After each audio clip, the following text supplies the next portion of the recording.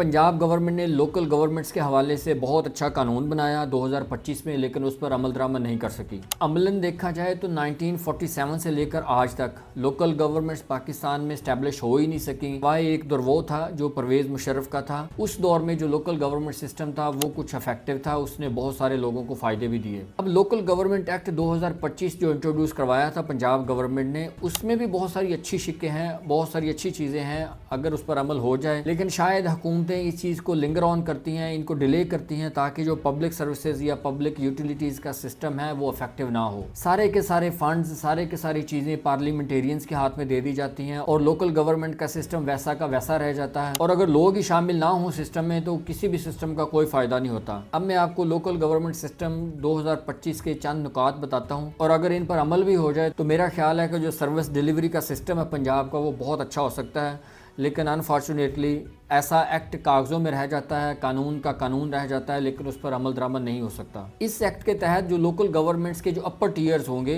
जिनमें town corporations हैं, municipal corporations हैं, तहसील काउंसिल्स हैं, इनके पास बहुत सारे इख्तियारात होंगे। इनको लोकल लेवल पे ये इख्तियारात हासिल होंगे कि ये टैक्स लगा भी सकते हैं, टैक्स कलेक्ट भी कर सकते हैं, इसी तरह जो टोल टैक्स होता है वो भी लगा सकते हैं, और उनको खुद खर्च भी कर सकते हैं। और इनको यहाँ तक इख्तियार हासिल होगा कि ये सालाना बजट खुद बनाएंगे, अपनी तरक्याती स्कीमें अनाउंस करेंगे और अपने बजट में से खुद खर्च करेंगे। यानी इनको किसी एमपी एमएनए से पूछने की जरूरत नहीं पड़ेगी, ना उनके जरिए ये फंड्स लेंगे। इसी तरह अर्बन प्लानिंग में मास्टर प्लान तैयार करना, लैंड यूज कैसे करने हैं उसका तयन करना, इसी तरह हाउसिंग स्कीम्स की अप्रूवल देनी, और जो प्राइवेट प्रॉपर्टीज हैं वहां जो कंस्ट्रक्शन के हवाले से जितने भी मामलात होंगे वो भी लोकल गवर्नमेंट के इख्तियार में होंगे। इसी तरह अगर इंफ्रास्ट्रक्चर की बात की जाए तो रोड डिजाइन करना, रोड बनाना, ट्रैफिक मैनेजमेंट, स्ट्रीट लाइटिंग, ये सारे के सारे इख्तियारात लोकल गवर्नमेंट्स को हासिल होंगे।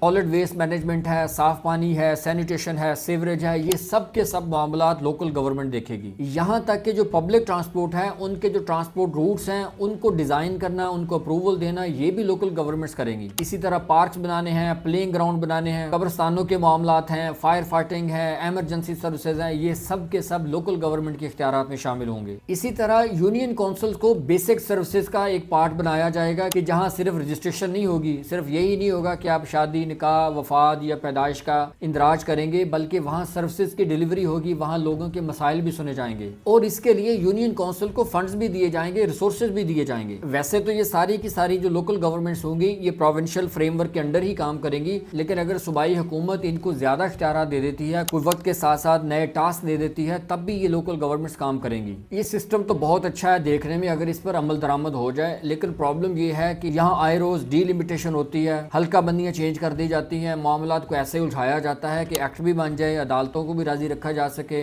लेकिन उन पर अमल दरामद ना हो सके। यही वजह है कि अक्टूबर 2025 में ये एक्ट पास हुआ था। उसके बाद मामलात को ऐसे लिंगर ऑन किया गया कि अब तक इलेक्शन का नामो निशान भी नहीं है। उसकी वजह यही है कि जो पार्लियामेंटेरियंस हैं वो अपने फंड छोड़ने के लिए तैयार नहीं है, वो अपने इख्तियारात छोड़ने के लिए तैयार नहीं है, पॉलिसी साजी में वही है। लोकल गवर्नमेंट्स का एक्ट पास भी उन्होंने किया है, लेकिन उस पर अमल दरामद में भी रुकावट वो खुद ही होते हैं। पूरी दुनिया में सिस्टम यही है कि जितनी भी लोकल पब्लिक सर्विसेज होती हैं वो लोकल गवर्नमेंट से डिलीवर करती हैं, पार्लियामेंटेरियंस का उसमें कोई रोल नहीं होता। लेकिन अनफॉर्चुनेटली पाकिस्तान में सिस्टम ही ऐसा है कि यहाँ लोकल गवर्नमेंट्स को स्टैब्लिश होने ही नहीं दिया जाता। अब कानून भी मौजूद है, असेंबली से पास भी हो चुका है, गवर्नर ने साइन भी कर दिए हैं, लेकिन उसके बावजूद उस पर अमल दरामद नहीं हो सकता क्योंकि नीयतों का फतूर है। और इससे भी ज्यादा बदकिस्मती की बात यह है कि इस मामले में पार्लियामेंटेरियंस कुछ बोलते भी नहीं है। हालांकि उनको अंदाजा है कि जब ये सिस्टम एक्टिव हो जाएगा, इस सिस्टम में भी उन्हीं लोगों ने आना है, कोई गरीब आदमी तो आ नहीं सकता। वो खुद सिस्टम का हिस्सा होंगे, या उनके अपने अजीज व कारब रिश्तेदार होंगे, या उनके अपने अजीज व कारब रिश्तेदार होंगे। कोई आम आदमी तो होगा नहीं, ना तो कोई मिडिल क्लास से आ सकता है, ना कोई लोअर मिडिल क्लास से आ सकता है। लेकिन ये है कि अगर वो भी इस सिस्टम में आ जाएंगे तो सर्विस डिलीवरी बहुत अच्छी हो सकती है। लेकिन प्रॉब्लम ये है कि ऐसा होगा नहीं, और ना ही ऐसा होने के कोई चांसेस हैं। हम तो बात कर सकते हैं, अपने तहफ़्फ़ुज़ात का इजहार कर सकते हैं, पब्लिक वॉइस बन सकते हैं, लेकिन इस पर अमल दरामद करना हुकूमतों की जिम्मेदारी है, हमारे बड़ों की जिम्मेदारी है। अल्लाह ताला उनको हदायत दे कि वो अगर सिस्टम को बनाते हैं तो उस पर अमल भी कर लें, ताकि लोगों का फ़ायदा हो, आम आदमी का फ़ायदा हो, पब्लिक वेलफेयर हो सके, और लोग इस सिस्टम से उसी तरह फ़ायदा उठाएं जिस तरह दूसरे सिस्टम से फ़ायदा उठाया जाता है।